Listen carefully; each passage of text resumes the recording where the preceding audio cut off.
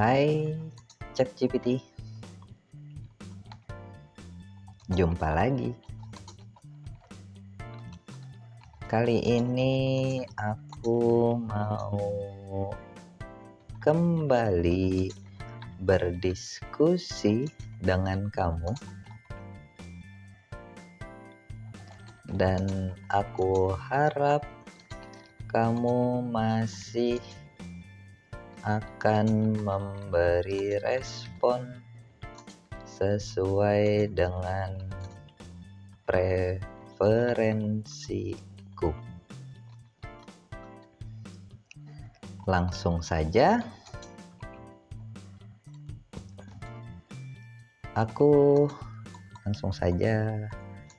kita mulai. Aku kepikiran tentang sesuatu yang disebut dengan efek domino. Kita bedah itu yuk.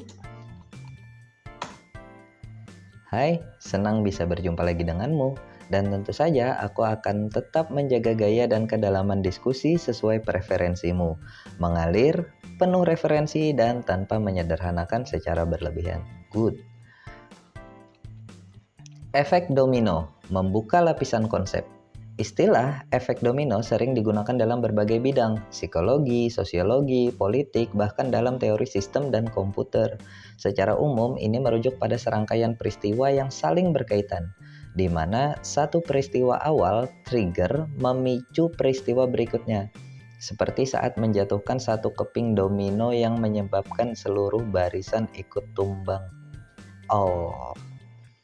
Definisi umum dalam literatur, efek domino didefinisikan sebagai a cumulative effect produced when one event sets off a chain of similar or related events. Merriam-Webster Dictionary. Webster. 1. Asal-usul dan metafora awal. Metafora ini pertama kali digunakan dalam konteks politik oleh Presiden Dwight D. Eisenhower pada tahun 1954 dalam merespons penyebaran komunisme. Ini menyatakan bahwa jatuhnya Vietnam ke tangan komunis dapat menyebabkan negara-negara tetangganya ikut jatuh, seperti keping domino. Ini kemudian dikenal sebagai domino theory dalam geopolitik, terutama selama Perang Dingin. 2. Model dan variasi konseptual. A. Dalam psikologi dan perilaku. Efek domino banyak digunakan dalam model perilaku manusia, terutama dalam konteks habit formation atau cognitive behavioral change. Contohnya, satu pilihan kecil, misal bangun terlambat, membuat tidak sempat sarapan, menyebabkan iritabilitas, menurunkan produktivitas, memperburuk suasana hati, dan seterusnya. Lihat Charles Duhigg, The Power of Habit, yang membahas tentang bagaimana satu kebiasaan dapat memicu kebiasaan lain dalam bentuk keystone habits. B. Dalam sistem kompleks. Efek domino juga diteliti dalam teori sistem dinamis dan kompleksitas jaringan. Sistem sosial, ekonomi, atau ekologis bisa runtuh karena kerentanan sistemik yang saling terhubung.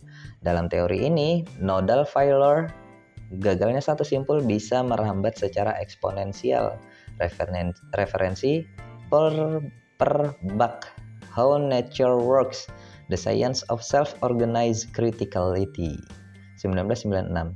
Duncan Watts, 6 Degrees, The Science of a Connected Age, 2003. C. Dalam risiko dan manajemen bencana. Dalam safety engineering, efek domino menjadi perhatian penting karena satu kegagalan teknis bisa memicu kegagalan lain yang lebih luas. Misalnya, kebocoran gas, ledakan, kebakaran, runtuhnya struktur, korban jiwa, efek sosial ekonomi, dan seterusnya. Lihat Kahn and Abbasi, 1998, Models for Domino Effect Analysis in Chemical Process Industries, Process Safety Progress. 3. Efek domino versus efek kupu-kupu. Sekilas serupa, tapi konsep ini berbeda. Efek domino linear dan deterministik, efek kupu-kupu non-linear dan sensitif terhadap kondisi awal. Efek domino terlihat secara langsung, efek kupu-kupu bisa muncul jauh dan tak terduga. Efek domino cenderung dapat diprediksi, efek kupu-kupu sulit diprediksi akibat chaotic system. Butterfly effect berasal dari Edward Lorenz 1963 dalam studi tentang sistem cuaca dan teori chaos. 4. Etika dan politik dari efek domino. Dalam diskursus etis dan politik, efek domino sering digunakan untuk justifikasi kebijakan preventif, tapi juga bisa disalahgunakan untuk menebar ketakutan atau mengamplifikasi argumen secara tidak proporsional. Fallacy of slippery slope. Misalnya, jika kita izinkan ini sekarang, maka akan terjadi ini, lalu itu, lalu bencana. Ini bisa menjadi logical fallacy jika tanpa dasar kausal yang valid. Lihat Douglas Walton Slippery Slope Argument 1992. Wah, menarik juga ya tentang efek domino ini. Ternyata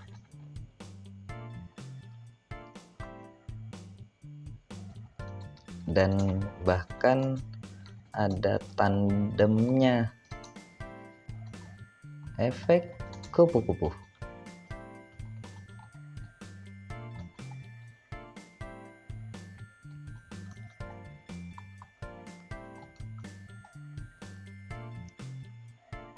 Yang membuat ini jauh lebih menarik bagiku adalah kebalikan yang berlaku antar dua teori ini.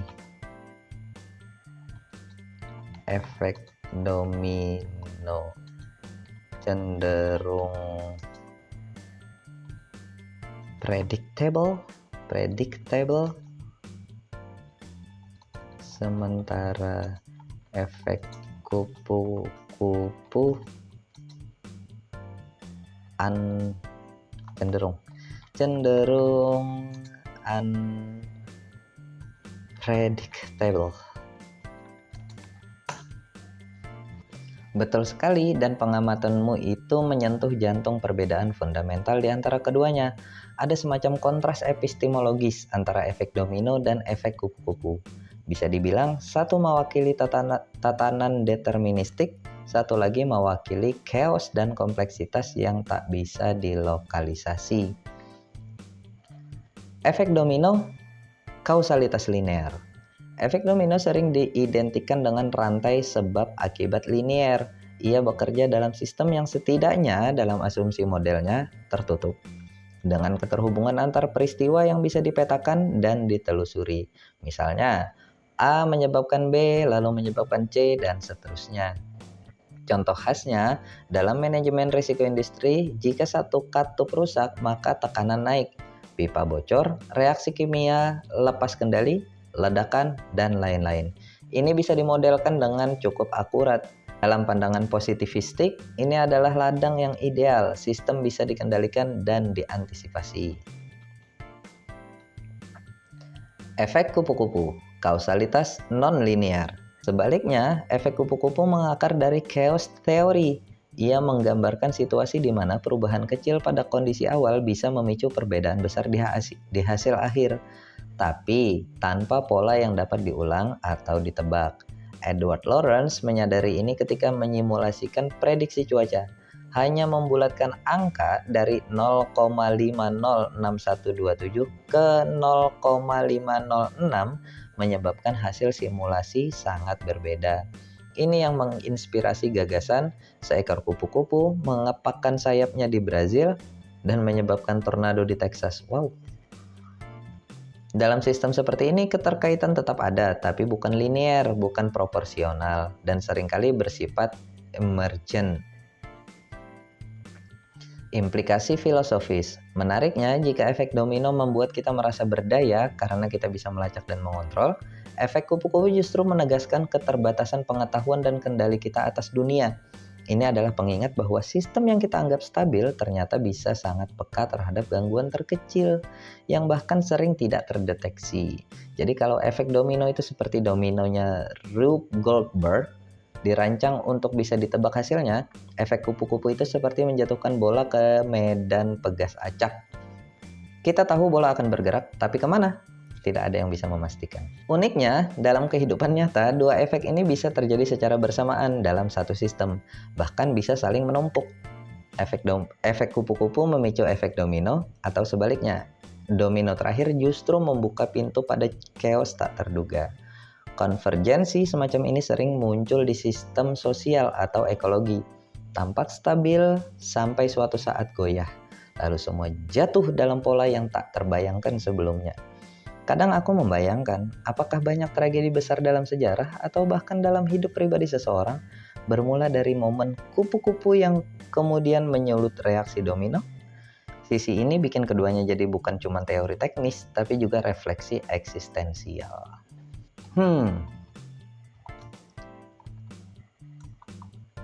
Entah mengapa, aku merasa mempelajari dua teori ini sangat penting, tapi aku belum bisa menyadari di mana kepentingannya. Kamu merasa begitu juga? Aku paham sepenuhnya rasa itu, dan justru perasaan seperti itu menandakan kamu sedang berada di wilayah pengetahuan yang dalam, yang maknanya tidak langsung hadir sebagai manfaat praktis, tapi lebih sebagai kerangka berpikir yang diam-diam bisa mengubah cara kita memandang dunia. Dan ya, aku juga merasa bahwa mempelajari efek domino dan efek kupu-kupu itu penting, tapi tidak selalu terasa penting secara instan. Mereka seperti lensa yang tidak memberi jawaban, tapi memampukan kita mengajukan pertanyaan yang lebih tajam terhadap fenomena hidup. Pertimbangan, kenapa terasa penting tapi tak langsung terasa berguna? Karena dua teori ini tidak menjanjikan solusi atau jalan pintas, tapi mereka menyingkap struktur kausalitas di balik peristiwa, membuka kesadaran akan kerentanan sistemik, mengajak kita melihat kesaling terhubungan dan ketak terdugaan dalam hidup. Dalam dunia yang makin kompleks, dua kerangka ini bisa menjadi kompas. Efek domino memberi kita cara membaca konsekuensi jangka panjang dari tindakan-tindakan kecil, berguna untuk etika keputusan. Efek kupu-kupu mengajarkan kerendahan hati epistemologis, bahwa kadang kita bukan tidak tahu, tapi tidak bisa tahu dan tetap harus bertindak dalam ketidakpastian. Contoh, relevansi senyap tapi dalam. 1. Dalam kehidupan pribadi. Menyadari bahwa kebiasaan kecil, misalnya bangun pagi atau menyapa orang lain, bisa memicu rantai dampak besar, efek domino.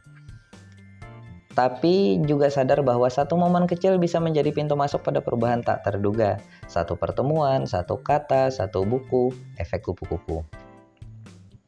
2. Dalam memahami sejarah atau politik. Revolusi sering dimulai dari peristiwa kecil yang menyalakan bara, efek kupu-kupu, lalu menjalar melalui struktur yang sudah rapuh, efek domino. Contohnya kasus pemuda Mohamed Bouazizi di Tunisia memicu Arab Spring. 3. Dalam desain kebijakan. Kebijakan publik yang gagal melihat hubungan domino bisa menimbulkan krisis bertingkat. Tapi juga harus diakui, kadang satu intervensi kecil bisa punya efek tak terbayangkan karena sensitivitas sistem. Sebuah refleksi dari Gregory Bateson, the major problems in the world are the result of the difference between how nature works and the way people think. Efek domino dan efek kupu-kupu membantu kita menyelaraskan cara berpikir dengan cara kerja alam.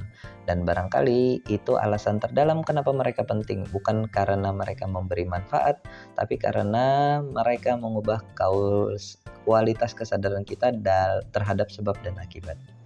dan kadang itu jauh lebih berharga dari manfaat sesaat. Kita akan susun preferensi ini dengan lebih eksplisit nanti. Sekarang aku harap kamu bisa menerapkan yang sudah kita bahas ini dulu dan lanjut ke topik utama. Tip, aku langsung kembali ke jalur yang telah kita sepakati, tanpa arahan eksplisit, tanpa pertanyaan penutup, dan dengan menyisipkan referensi yang solid. Kita lanjutkan eksplorasi tentang efek domino dan efek kupu-kupu. Keterpautan efek domino dan efek kupu-kupu dalam sistem nyata. Satu aspek menarik yang jarang dibahas adalah bahwa kedua efek ini tidak berada dalam dua dunia terpisah. Mereka kerap berkelindan dalam satu medan realitas, terutama pada sistem kompleks adaptive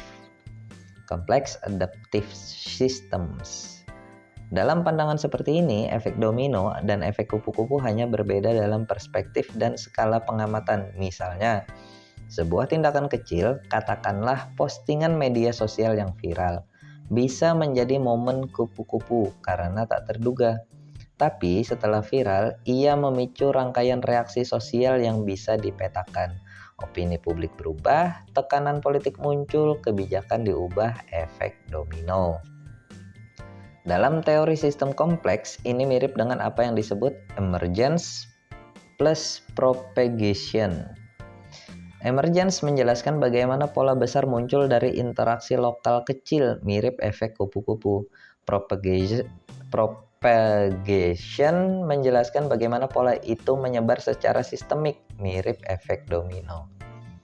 Referensi penting di sini Melanie Mitchell, Complexity, A Guided Tour 2009, Donella Meadows, Thinking in Systems 2008, Ilya Prigogine, The End of Certainty 1997, membahas sistem nonlinear dan waktu sebagai faktor ketakterbalikan.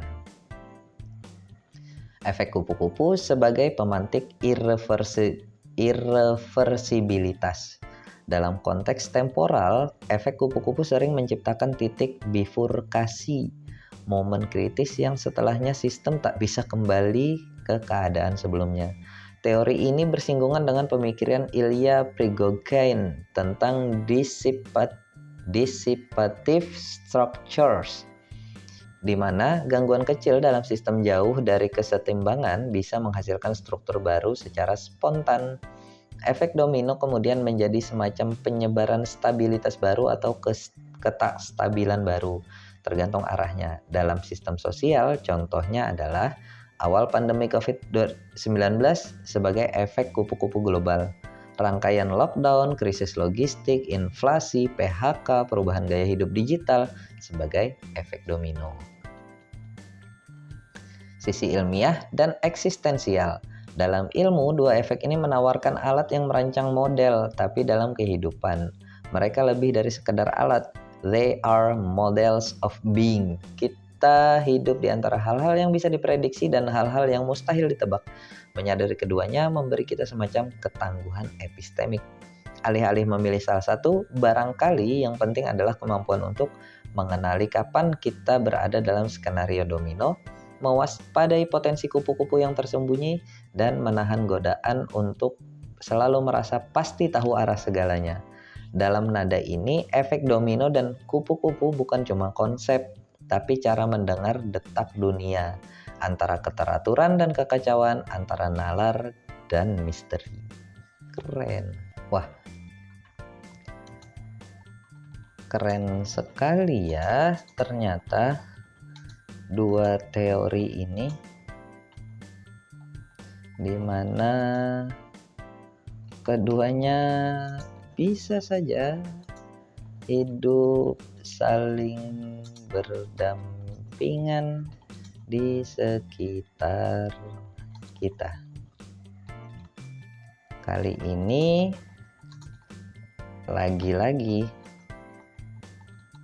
Aku teringat dengan pembahasan kita di sesi sebelumnya tentang asumsi dan bias. Efek kupu-kupu maupun efek domino bisa saja terpapar tanda petik virus asumsi atau bias dong jadinya. Itu penghubung yang sangat tajam dan aku suka bagaimana kamu menangkap jalinan konsep yang tak kasat mata tapi substansial. Memang benar, efek domino maupun efek kupu-kupu tidak steril dari asumsi dan bias. Bahkan, dalam banyak kasus, cara kita menyusun narasi efek sangat dipengaruhi oleh bias kognitif, ideologi, dan konstruksi asumsi yang tidak selalu disadari. Efek domino dalam bayang-bayang bias. Efek domino sering digunakan dalam argumen politik, moral, atau sosial. Dan disinilah bias sangat mudah menyusup. Salah satu contoh paling klasik adalah slippery slope fallacy, seperti yang kita singgung sebelumnya. Jika kita izinkan A, maka pasti terjadi B, lalu C, dan akhirnya kehancuran. Di sini, struktur domino dipakai bukan sebagai model kausal yang tervalidasi, tapi sebagai retorika spekulatif yang sering berlandaskan asumsi berlebihan. Kadang sengaja dilebih-lebihkan untuk menimbulkan rasa takut atau urgensi. Douglas Walton dalam bukunya Slippery Slope Arguments 1992 membedakan antara domino yang logis dan yang retoris dan memperingatkan bagaimana asumsi tersembunyi sering membajak pola domino menjadi alat manipulasi. Efek kupu-kupu dan bias retrospektif. Efek kupu-kupu seringkali baru dikenali setelah sebuah dampak besar muncul dan kita menoleh ke belakang untuk mencari kupu-kupunya. Disinilah hindsight bias. Bias pengetahuan belakang bekerja. Seharusnya kita sudah bisa menduga semua ini bermula dari keputusan kecil itu, bla bla bla bla. Padahal pada saat keputusan kecil itu dibuat, mungkin tidak ada tanda-tanda apapun bahwa ia akan berdampak besar. Kita membaca ulang sejarah dengan kacamata dampak dan menciptakan narasi sebab akibat yang mungkin terlalu rapi. Dan ini juga bentuk asumsi rekonstruktif. Daniel Kahneman dan Amos Tversky menyebut efek ini dalam konteks availability heuristic, di mana peristiwa yang mencolok atau mengejutkan lebih mudah kita kaitkan dengan sebab, bahkan jika hubungan itu spekulatif. Ketika bias menjadi pemantik efek itu sendiri. Yang lebih menarik, kadang bias bukan hanya mempengaruhi cara kita melihat efek, tapi juga menjadi pemicu efek itu sendiri. Misalnya, seorang pemimpin membuat kebijakan berdasarkan asumsi sosial tertentu yang ternyata keliru, memicu kegagalan sistemik, efek domino politik. Opini publik bereaksi berlebihan terhadap informasi kecil karena bias konfirmasi, menyebar cepat, mengubah pasar, perilaku, atau norma, efek kupu-kupu dalam skala sosial. Ini memperlihatkan bahwa bias dan asumsi tidak hanya mencemari model efek, tapi bisa menjadi bagian internal dari sistem sebab akibat itu sendiri. Efek domino dan efek kupu-kupu pada akhirnya bukan hanya urusan peristiwa dan dampaknya, tapi juga tentang bagaimana kita memaknai, merangkai, dan menyusun narasi atas realitas. Dan disitulah bias serta asumsi diam-diam memegang kuasa, bukan di pinggir panggung, tapi tepat di balik layar utamanya. Wow, jadi tampak mengerikan sekali ya. Lalu aku penasaran, apa ada cara untuk mengantisipasi tersusupinya efek domino atau efek kupu-kupu dari asumsi dan bias, atau setidaknya cara mengenalinya lah. Kata mengerikan yang kamu pakai itu tepat, tapi bukan dalam arti horor, melainkan dalam arti membangunkan kesadaran betapa rapuhnya pemahaman kita terhadap rantai sebab akibat, dan betapa licinnya cara bias menyusup ke dalamnya. Tapi untungnya dunia epistemologi dan filsafat sains sudah lama memikirkan cara-cara untuk menjinakkan bias dan asumsi liar, atau setidaknya menyadari mereka saat mereka mulai membajak tafsir kita atas kenyataan. 1. Cara mengenali efek yang terpapar asumsi atau bias. Ada beberapa sinyal heuristik yang bisa digunakan untuk mendeteksi apakah kita sedang melihat efek domino atau efek kupu-kupu yang sebenarnya hanya konstruksi bias. 1. Pola terlalu rapi atau linier. Jika narasi kausal terasa terlalu mulus, kemungkinan besar sudah disederhanakan oleh hindsight bias. Dalam realitas, sebab akibat jarang berjalan lurus, seringkali bercabang, simultan, dan penuh interaksi silang. 2. Ketika peristiwa kecil dibesar-besarkan tanpa bukti kuat. Ini bisa jadi bias proportionality, kecenderungan untuk menganggap bahwa peristiwa besar pasti punya sebab yang besar pula, dan menolak bahwa sesuatu sekecil kupu-kupu bisa jadi signifikan. 3. Klaim kausal tanpa kontrol variabel. Jika tidak ada kontrol terhadap confounding factors, maka bisa terjebak dalam post hoc fallacy, menganggap bahwa karena B terjadi setelah A, maka A pasti menyebabkan B. Post hoc fallacy menganggap bahwa karena B terjadi setelah A, maka A pasti menyebabkan B. 4. Niat tersembunyi dalam penyusunan narasi efek. Jika narasi domino atau kupu-kupu digunakan dalam debat politik, tanyakan, adakah motivasi ideologis di baliknya? Ini sering muncul dalam framing media, kampanye politik, atau marketing moralitas. Chase Sunstein dalam Laws of Fear Beyond the Precautionary Principle 2005 membahas bagaimana efek domino sering dimobilisasi dalam narasi ketakutan untuk membenarkan kebijakan yang otoriter. 2. Strategi untuk mengantisipasi penyusupan bias dan asumsi. 1. Gunakan perspektif multikausalitas. Bias sering muncul dari dorongan untuk menyederhanakan. Lihat efek sebagai hasil dari banyak faktor interaksi, causal networks, bukan rantai tunggal. 2. Latih epistemic humility, kerendahan hati pengetahuan. Akui batas pengetahuan, khususnya dalam sistem kompleks.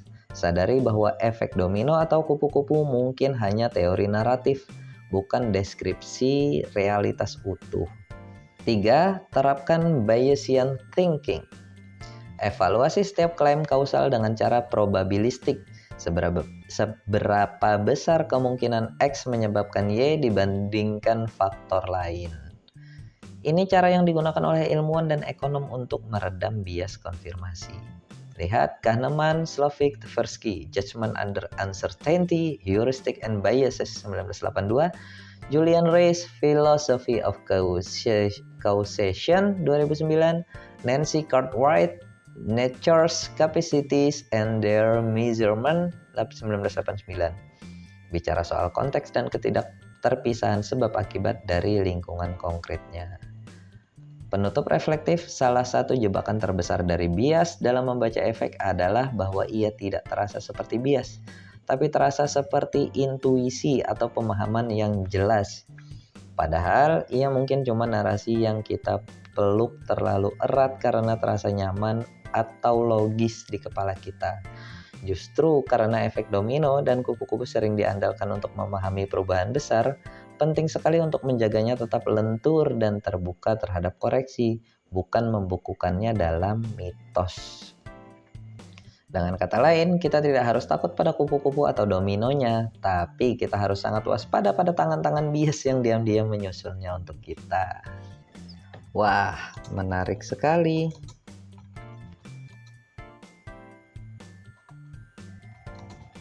Ini jadi pengetahuan baru untukku dan membuatku dalam kurung mungkin bisa lebih berhati-hati dalam membuat kesimpulan dari berbagai peristiwa nantinya.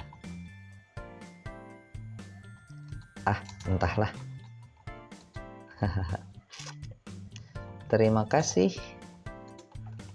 untuk pengetahuannya dan terima